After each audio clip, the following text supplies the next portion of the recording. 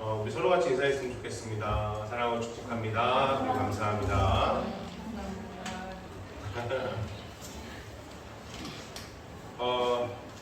우리 조동수 성도님이 오시면 참 좋을 것 같아요. 우리 관우 형제는 일이 바빠서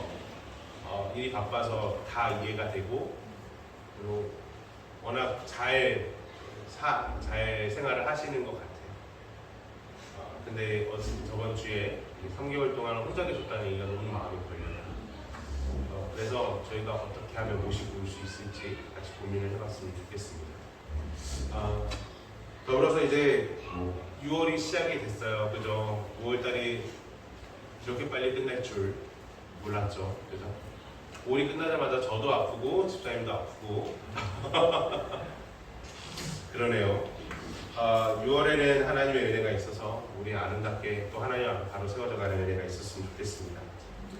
우리 안양선민교회는 하나님의 선택을 받은 선민으로서 살아가는 거룩한 백성인 것을 인식하고 하나님이 허락하시는 교회를 더욱 섬기고 사랑하는 공동체가 되기를 소망합니다. 더불어 오늘 허락하시는 말씀을 받아 기쁨으로 누리며 그 말씀대로 살아가는 저와 성도님들이 되기를 주의 이름으로 축원합니다. 우리는 4, 5월을 주제 설교로 같이 말씀을 나누었습니다. 고난주간이 있었고 부활절이 있었고 그리고 가정의 달 성령 강림 주일이 있었기 때문에 계속해서 주제 설교를 계속 알아보았죠. 원래는 저희가 작년부터 시작해서 그래도 창세기를 알아봤었는데 주제 설교 때문에 잠깐 쉬었다가 이번 주부터 다시 창세기로 돌아와서 창세기의 말씀을 같이 나누려고 합니다. 이전에 있었던 말씀을 다시 한번 되뇌이기 위해서 내용들을 좀 확인을 해보면 이 합판체에 대한 이야기가 등장을 하죠. 르우벤이 합판체를 발견을 합니다. 당시 합판체는 매우 귀한 꽃이었거든요. 실제적으로 이 합판체라는 것은 습기가 있는 곳에서 자라는 꽃인데 그래서 당시에 이 가나안 땅 그곳은 이 합판체가 자라나기가 합당치 않은 곳이었습니다. 그런데 그곳에서 합판체가 발견이 된 거죠. 매우 귀한 꽃이 발견이 됐을 때 그 꽃을 가지고 르우벤은 자신의 어머니 레아에게 달려갑니다. 그리고 그 레아는 그것을 받자마자 매우 기뻐하죠. 왜냐하면 이 합판체는요, 이 맨드레이크라는 꽃은 당시에 매우 귀한 꽃이었고 그래서 이 꽃이 사람 모양의 뿌리를 가지고 있거든요. 그래서 자연스럽게 그것을 보면서 이걸 먹으면 아이가 생긴다라는 그런 미신적인 내용들이 있었습니다. 자연스럽게 이 레아는 그것을 가지고 야곱에게 가서 한심을 살 마음을 가지게 됐던 거죠. 그런데 그것을 본 라헬이 시기가 발동됩니다. 그래서 레아에게 거래를 제안하죠. 너가 그 합판체를 나에게 주면 내가 남편을 너에게 며칠 주겠다 라는 이야기를 하게 되고 결국 거래가 성사가 됩니다. 라헬은 그 합판체를 가지고 있으면 아이를 가질 수 있겠다라는 기대감을 가졌을지도 모르겠어요. 그런 미신적인 신앙을 가지고 그 합판체를 샀을지도 모르겠습니다. 그러나 결국엔 하나님께서 태의 문을 열어주셔야 된다는 사실을 매우 분명하게 우리에게 보여주는 사건이기도 합니다. 도리어 합판체를 산 라헬에게 아이가 생긴 것이 아니라 레아에게 두 아이가 생기게 되죠. 그리고 나서 그 모든 내용들이 끝나고 두 명의 아이가 태어난 그 이후에야 비로소 하나님께서 라헬의 태의 문을 열어주십니다. 그렇게 태어난 아이가 바로 요셉이죠. 이 사건을 통해서 우리에게 분명하게 보여주는 건 뭐냐면 맨드레이크, 곧 합판체를 통한 미신적 신앙으로 하나님께서 우리에게 복을 주시는 것이 아니라는 것입니다. 우리는 오직 하나님을 기대하고 소망할 때 하나님께서 우리에게 놀라운 역사를 주신다는 것을, 은혜를 주신다는 그 사건을 우리에게 분명히 보여주는 사건이 바로 합판체의 사건이다 라는 것을 우리에게 알려주게 되어집니다. 그렇다면 오늘 말씀은 어떤 이야기를 하고 있는지를 좀 같이 고민하면서 말씀을 좀 나누기를 원합니다.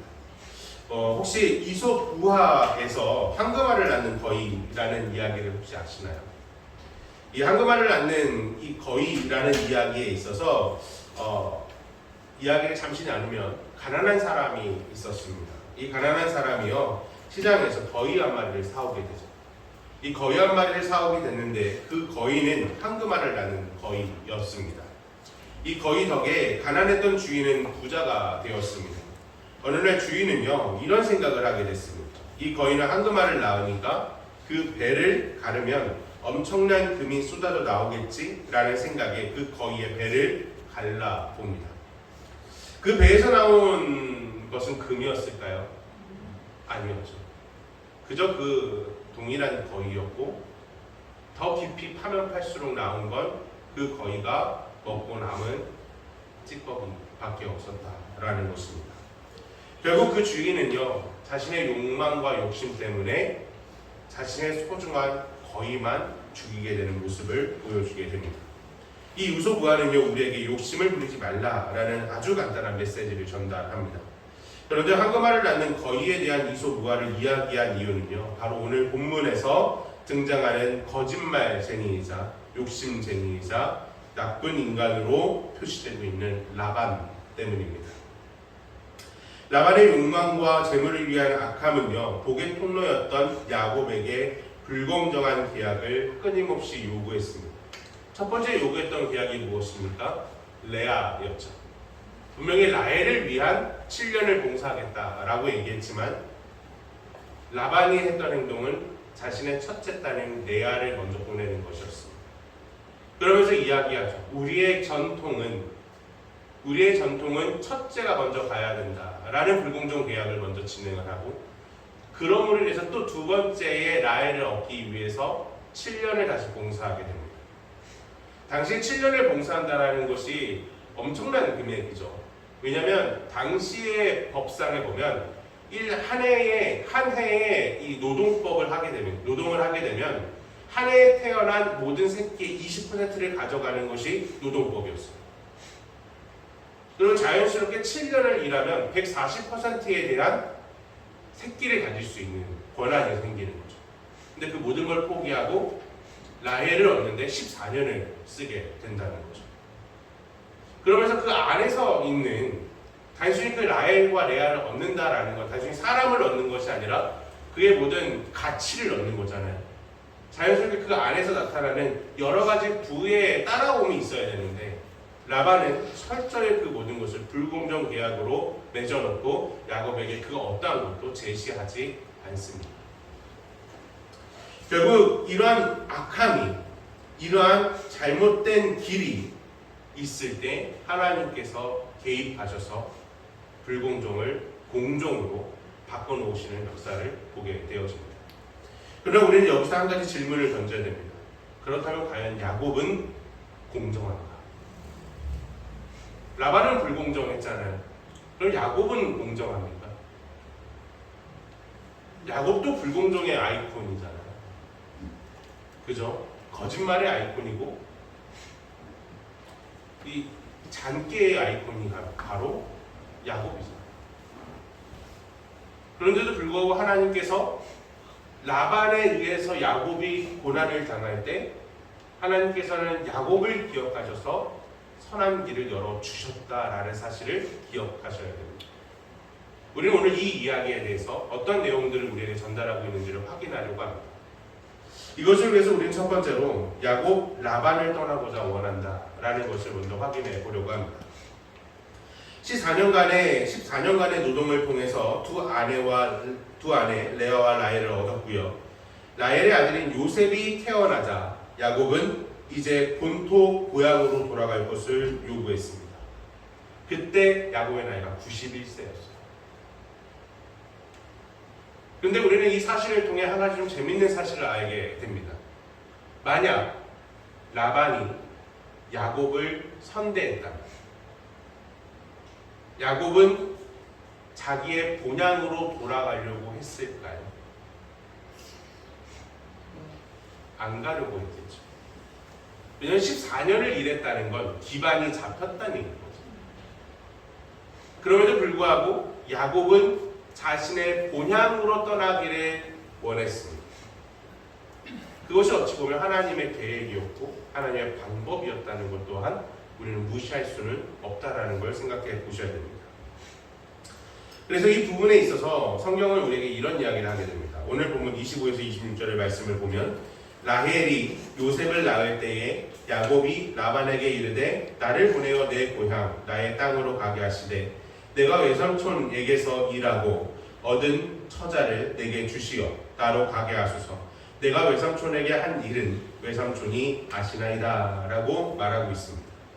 여기서 한 가지 우리가 집중해야 될 내용이 있습니다. 그것은 야곱이 라반에게 내가 외삼촌에게 일하고 얻은 처자를 내게 주시어 나로 가게 하소서라는 표현을 사용하고 있다는 것입니다. 이 표현을 사용하고 있다는 건요, 우리에게 매우 분명한 사실 한 가지를 전달해주고 있습니다. 지금 14년을 일함을 통해서 레아와 라헬에 대한 값을 치렀잖아요. 그럼 자연스럽게 레아와 라헬은 누구에게 법적 소유를 가지게 되는 겁니까?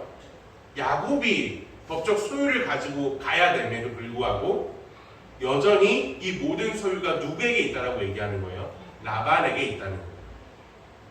곧 이 이야기는 여전히 라반과 야곱의 입장의 위치는 장인과 사위가 아니라 주인과 종의 관계로 맺어져 있었다라는 것을 알게 됩니다. 출애굽기 22장에서 보면요, 이 종이요, 노비가 부인이 생기잖아요. 부인이 생겼을 때 이 부인을 얻어 나갈 수 있는 길이 한 가지 있었습니다. 그것은 뭐냐면 자기의 모든 소유를 버리고 떠나는 거예요. 근데 만약에 그 주인이 선대하게 되면 귀를 뚫어서 이 종의 이 주인이 종이 이 주인에 소속되었음을 증명하는 길이 있었습니다. 그런데 지금 야곱은요, 철저하게 떠날 것을 요구하게 되는 거죠. 그런데 이 부분에 있어서 라반이 야곱이 떠나는 것을 걱정하기 시작합니다. 왜 그랬을까라는 걸 생각해보면 첫 번째는 노동력의 상실이죠. 14년 동안 노동 착취를 한 라반의 입장에서는 한 명의 노동력이 빠지는 것이 매우 뼈아팠을 겁니다. 사실 한 푼도 주지 않고 자신의 딸들을 내보냄을 통해서 얻은 수익이잖아요. 근데 이것뿐만 아니라 두 번째의 이유가 있었는데 그것이 뭐냐면 야곱을 통해서 하나님께서 복 주셨다는 거예요. 야곱이 있는 그곳에 라반의 부를 쌓게 했고 라반이 그것으로 인해서 부함을 얻었다라는 것을 성경은 이야기하기 때문입니다. 오늘 본문 27절을 같이 한번 읽어볼까요? 27절입니다. 시작. 라반이 그에게 이르되 여호와께서 너로 말미암아 내게 복 주신 줄을 내가 깨달았노니 네가 나를 사랑스럽게 여기거든 그대로 있으라. 아멘. 이 14년이 끝난 후에 다시 한번 계약을 맺자라는 이 표현을 하면서 라반은 야곱에게 아주 부드럽게 표현하고 있습니다. 너가 나를 사랑스럽게 여기거든 여기 있으라.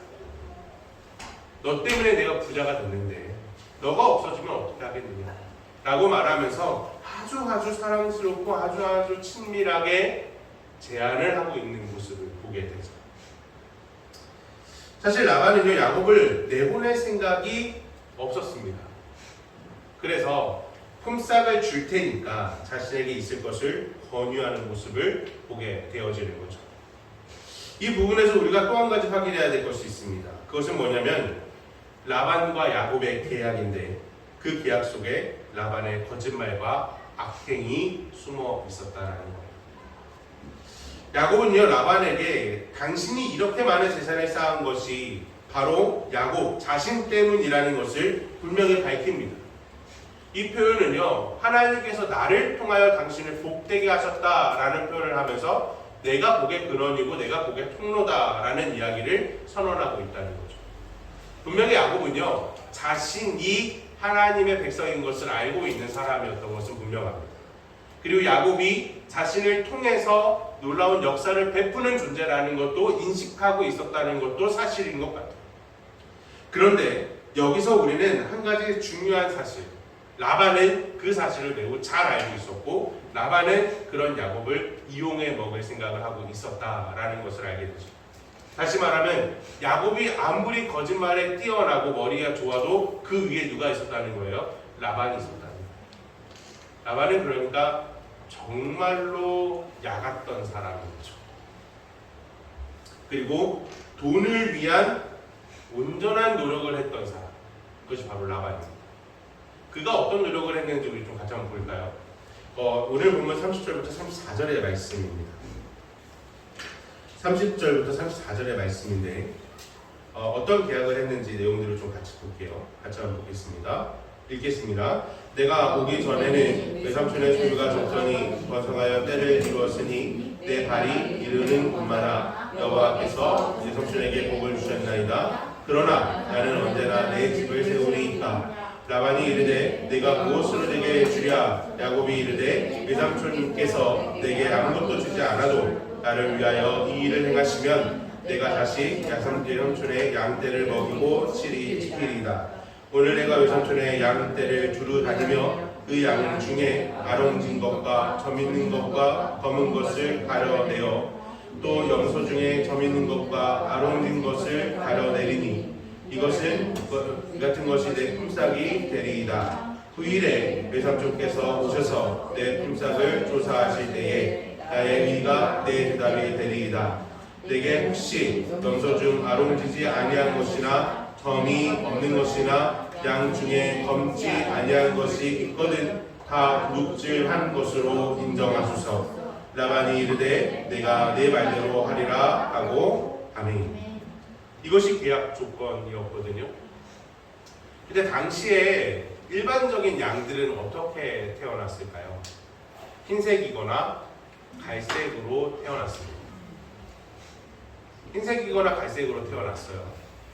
근데 이 계약을 하자마자 라반이 이 계약에 있어서 매우 좋아하면서 승낙합니다.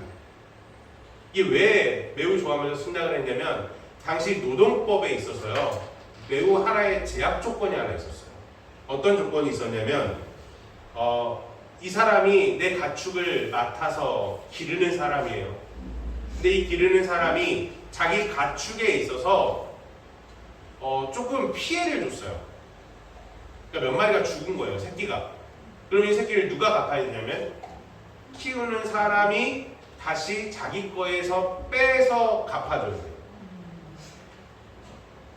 근데 만약 지금 계약상에서 보면 아롱진 것이나 점이 있는 것이나 검은 것만 자기 것이라고 얘기했잖아요. 그런데 정상적인 새끼가 아니라 이런 것만 태어났다고 생각을 해봐요. 그러면 라반 입장에서 뭐라고 생각할까요? 뭐라고 이렇게 욕을 하면서 너가 일부러 이렇게 했구나 라는 얘기를 하게 되겠죠. 그럼 이 모든 것들을 누가 다시 갚아야 돼요? 야곱이 자기 거에서 빼서 갚아야 되는 상황이 되는 거예요. 정상적인 게 아닙니다. 그러면 라반 입장에서 무슨 생각을 하는 거예요? 너는 나한테 딱 걸렸어. 너가 새끼가 이런 것이 태어나면 태어날수록 나한테 유리한 거니까 너는 나를 영원히 떠날 수 없게 된 거야. 라고 라반이 생각을 한 거죠. 그래서 이 불공정한 계약을 라반은 절대적으로 찬성을 한 거고 야곱은 이것에 대해서 라반이 옳거니하고 받아들일 것을 알고 있었다는 거죠. 그런데요, 라반의 악함은요 여기서 끝나지 않습니다. 그러니까 제가 이제 사장이에요. 사장인데 누군가 내 부하 직원 가운데 공정한 계약을 좀 요구를 했어요. 좀 하자 있는 거 내가 가져갈게요 라고 이야기를 했거든요. 그러면 내가 여러분들이 사장이라면 하자 있는 거 다 주겠어요? 어떻게 하시겠어요? 악덕 사장인지 아닌지 여기서 판가른다는 거예요. 자, 어떻게 하시겠습니까? 하자 있는 거 주시겠어요? 아니면 이거 다른 데 또 팔 수 있나 고민하시겠어요? 말씀 잘 하셔야 돼요. 어떻게 하시겠습니까? 당근마켓 하시겠죠? 그래서 라반이요 동일한 행동을 해요. 라반이 먼저 자기의 새끼, 자기의 품종들 보니까 그 가운데 아롱진 것이나 점이 있는 것이나 검은 것들이 있는 거예요. 그걸 싹 빼가지고 자기 아들들에게 줘버려요. 계약을 맺자마자 자기 아들들에게 그걸 다 줘버려요.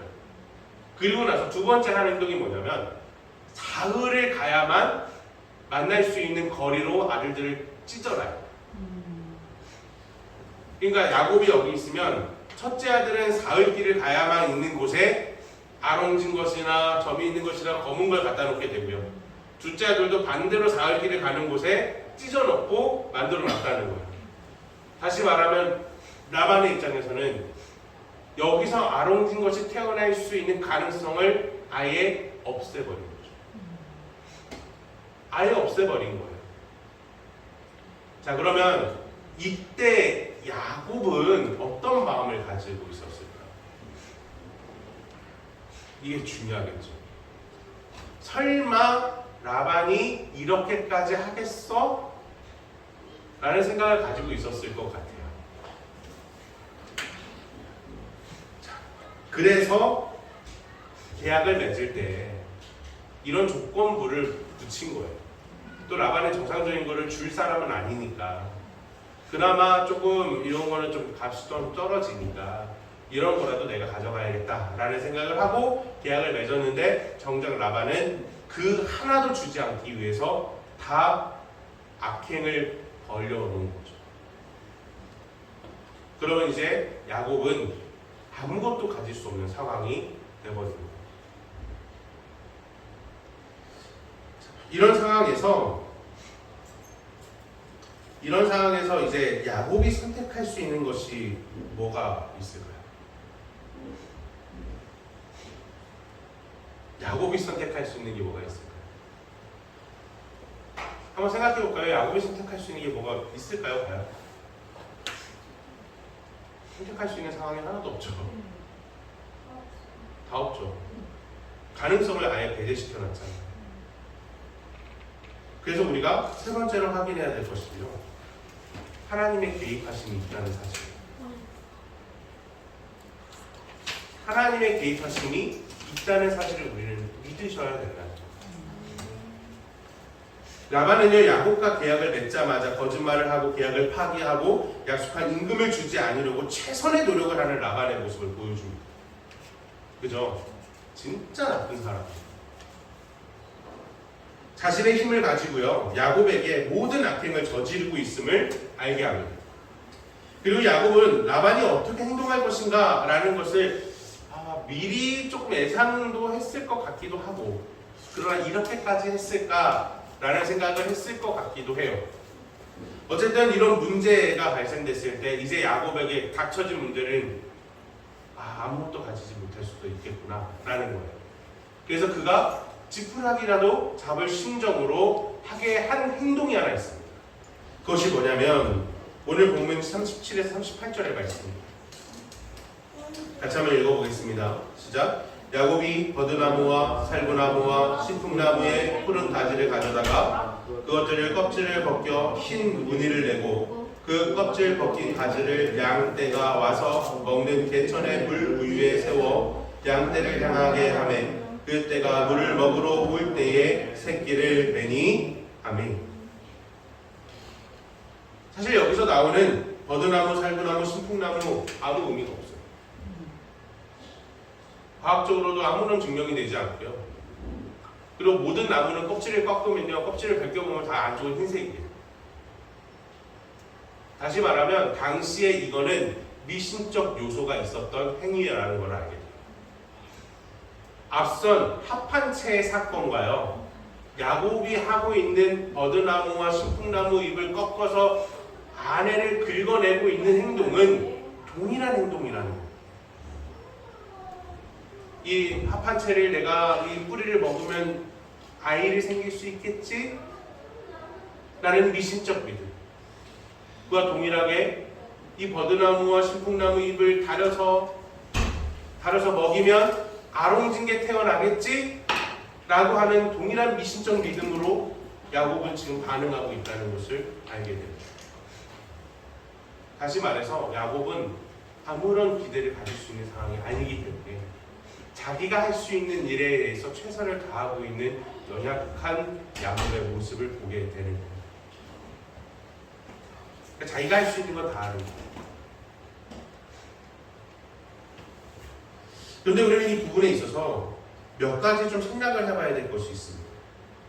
그것이 뭐냐면 첫 번째는 이런 미신적인 부분에 있어서 우리는 어떻게 반응해야 될까라는 거예요.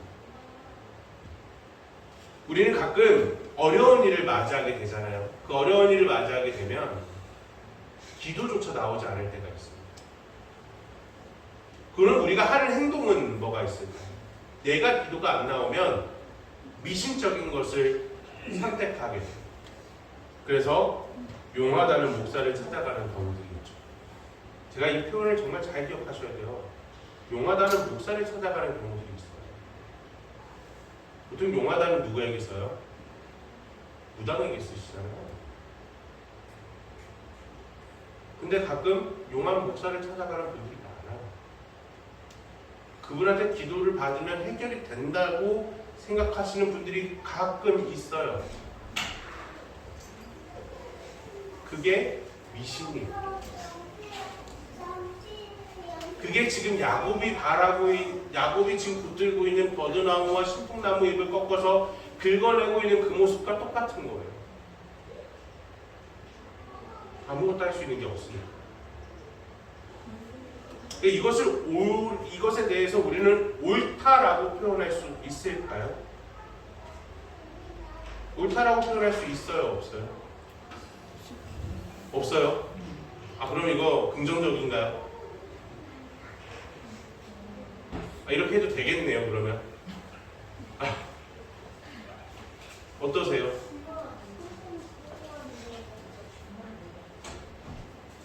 하지 말까요? 해도 될까요? 신풍나무랑 다 해서 뭐 나왔잖아요. 얼룩하면. 그 신풍나무 중요하지 않다니까요. 그러니까 이 미신적인 행동을 해도 될까요? 안 될까요? 목사님 어때요? 해도 될까요? 안 될까요?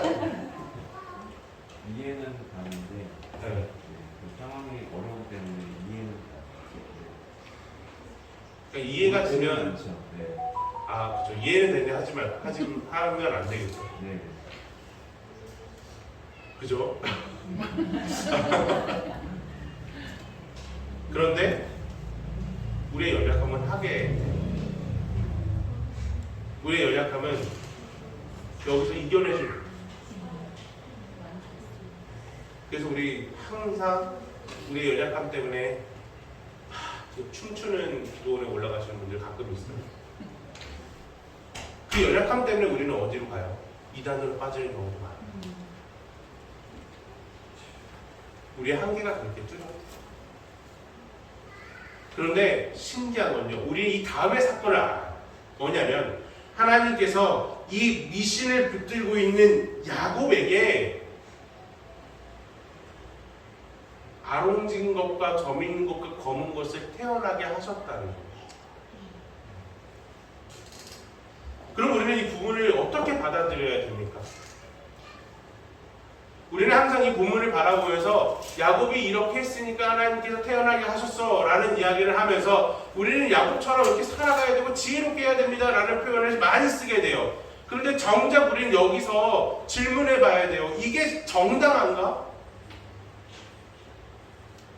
아니잖아요. 정당하지 않았잖아요.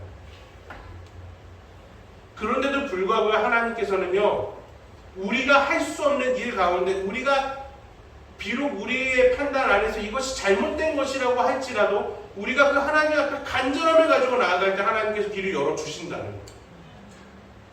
우리가 기도조차 안 나올 때 용한 목사에 가서 기도를 받는다 해도 하나님께 그것 때문에 우리를 진노하실까요? 그 이유 때문에 우리를 벌하실까요? 안 하실 거라는 거죠. 다시 말해서 우리는요, 옳고 그름에서 좀 벗어나서 내가 정말 하나님 앞에 나아가고 있는가를 보셔야 된다는 거예요. 야곱이 할 수 있는 게 뭐가 있었습니까? 여기서 야곱이 선택할 수 있는 게 뭐가 있어요? 아무것도 없어요. 야곱이 선택할 수 있는 게 하나도 없어요. 그럼 야곱에게 뭘 할 수 있다는 거예요? 그럼 야곱 그냥 이 불공정 계약 안에서 끝내야 될까요? 영원토록 그냥 라반 밑에서 계속 있어야 될까요? 왜 하나님께서 이렇게 역사하신 줄 아십니까?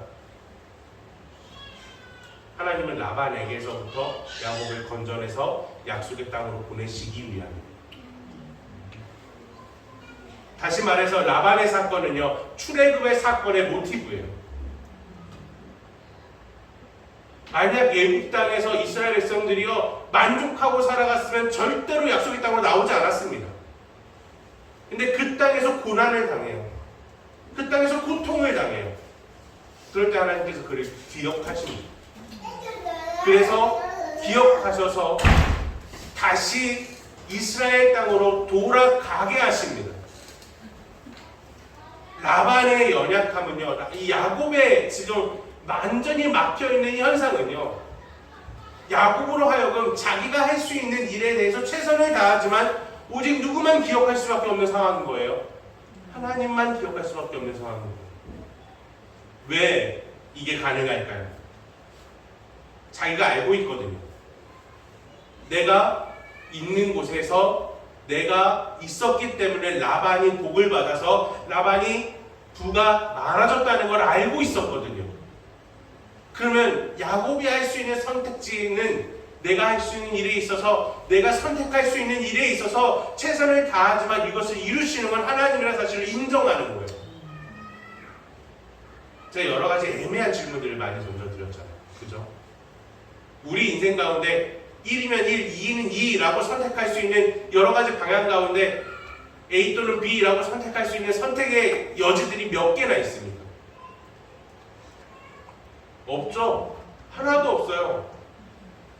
아주 애매해요. A라는 걸 선택하면은 우리가 여러 가지 문제점이 확 열리고요. B라는 걸 선택해도요, 여러 가지 고려해야 될 문제들이 열려요. 그래서 우리는 뭘 선택해야 되는지 몰라요. 그럼 우리가 할 수 있는 건 뭐예요? 하나님 믿고 하나를 선택하고 걸어가는 거예요. 비록 지금 연약한 모습으로서의 야곱은요, 단풍나무와 버드나무와 신풍나무 잎을 써서 미신적인 행위를 하고 있는 연약한 모습이 보일지라도 지금 야곱이 선택할 수 있는 유일한 길은 이것밖에 없었다. 그럴 때 하나님께서는 그것마저도 기억하셔서 역사하시고 그곳에 점 있는 것과 아롱진 것과 검은 것을 내게 하셨다. 우린 여기서 야곱의 대단함을 볼 수 있는 하나의 가능성도 존재하지 않아요. 야곱이 지혜로웠다고요? 야곱이 지혜로웠습니까? 아니요. 야곱이 제일 잘하는 게 뭐예요? 거짓말이에요. 그가 하나님 앞에 공정합니까? 아니요. 야곱은 한 번도 하나님 앞에 공정한 적이 없었습니다.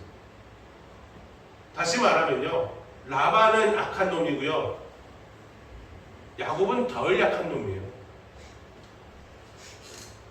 우리 정치인들한테 이야기할 때 그러잖아요. 정치인 뽑을 때 무슨 기준으로 뽑으십니까? 라면 덜 더러운 놈을 뽑는다라고 했잖아요. 라반과 야곱은 이런 기준이에요. 누가 더 선하냐? 누가 더 선하라고 누가 선택할 수 있겠습니까? 근데 이 둘의 유일한 차이점이 뭔지 아십니까? 하나님이 야곱을 기억하셨다는 거예요.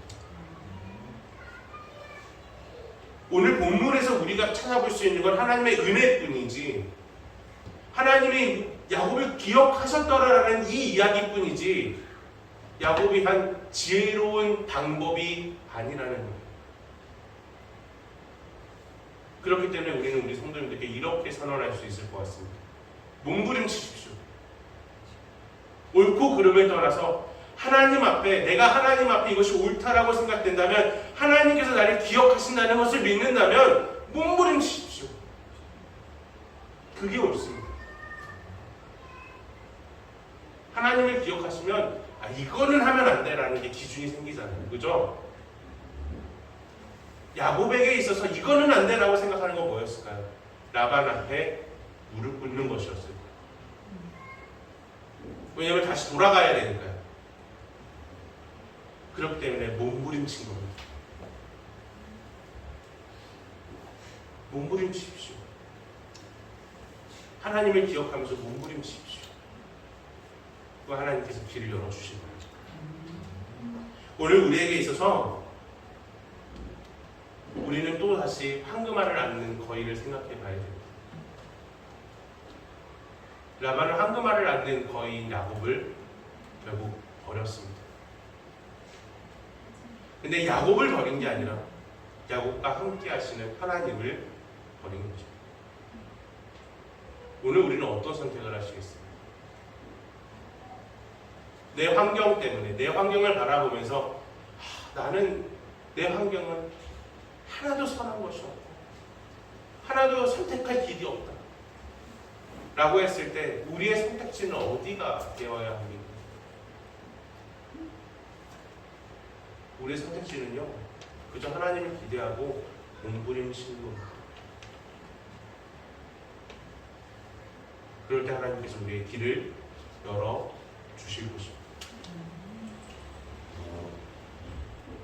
우리의 선택이 아니라 하나님 앞에 몸부림치는 그것이 야곱이 선택한 방법이었다. 우리가 기억해야 되는 건 이것 하나밖에 없습니다. 그러면 하나님께서 우리를 기억하시고 우리에게 은혜를 더하여 주실 것입니다. 우리 같이 찬양하고 기도하겠습니다.